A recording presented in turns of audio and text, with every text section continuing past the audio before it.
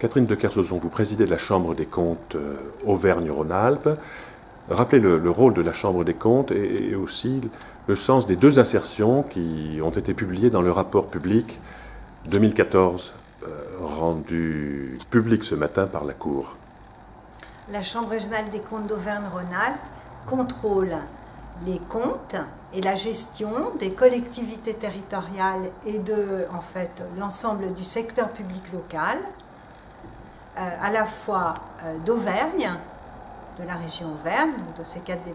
quatre départements, et dans la région Rhône-Alpes, dans les 8 départements de cette région. Alors, elle publie elle-même des rapports. Elle publie elle-même ces contrôles donnent lieu à des rapports d'observation qui sont mis en ligne sur le site de la Cour des comptes et des chambres régionales des comptes. Et elle publie également les jugements qu'elle rend sur les comptables publics et des avis qu'elle rend sur des difficultés budgétaires rencontrées par les communes principalement et les communautés de communes. Alors cette année, la Chambre Rhône-Alpes a publié des observations sur le syndicat mixte de la Plaine de l'Ain et sur les voies ferrées du Dauphiné, société d'économie mixte du département de l'Isère. Pouvez-vous résumer l'analyse de la Chambre sur ces deux organisations? Voilà, alors ce à quoi vous faites allusion, ce sont les insertions qui ont été publiées dans le rapport public annuel de la Cour des comptes et ce sont les deux insertions auxquelles la Chambre régionale des comptes d'Auvergne-Rhône-Alpes a travaillé. La première que vous citez, raconte en fait l'histoire de l'échec de la transformation d'une régie départementale de transport de l'Isère en SEM. C'est la SEM Voie ferrée du Dauphiné, qui en fait est une SEM qui opère des transports en autocar dans la région grenobloise. Et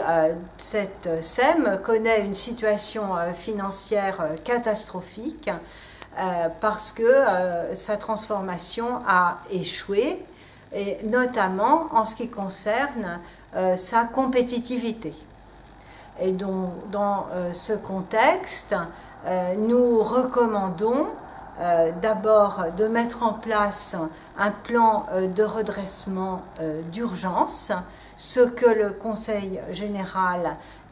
qui est le principal actionnaire à 80%, et la direction générale de la société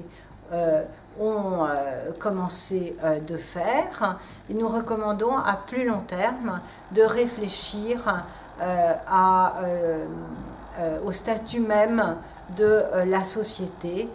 qui pourrait être une SEM avec un partenaire industriel qui rentrerait de manière plus importante au capital, ou bien qui pourrait être une société publique locale qui ferait intervenir une autre collectivité locale aux côtés du département de l'Isère, ou bien une privatisation pure et simple. Dans la seconde insertion dont vous parlez, qui s'intitule « Le syndicat mixte du parc industriel de la Plaine de l'Ain, une réforme à prolonger », cette insertion en fait prend place dans le tome 2 du rapport public annuel qui s'intéresse aux résultats des contrôles engagés par notre institution. Et dans ce cas-là, nous avions en 2007 constaté que le syndicat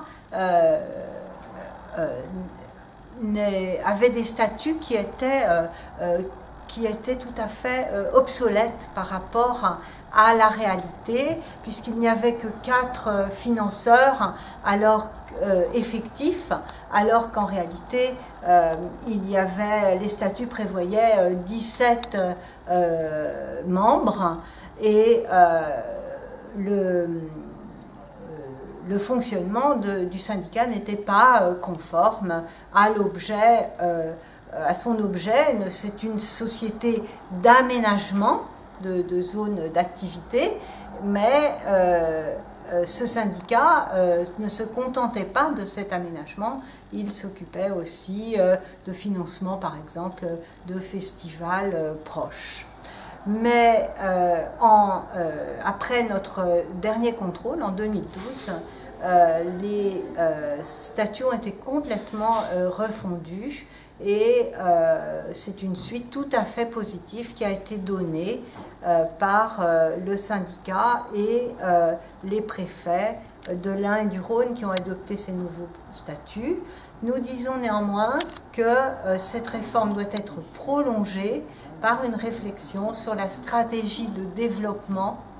du syndicat, dans la mesure où la conjoncture économique difficile doit conduire ce syndicat à repenser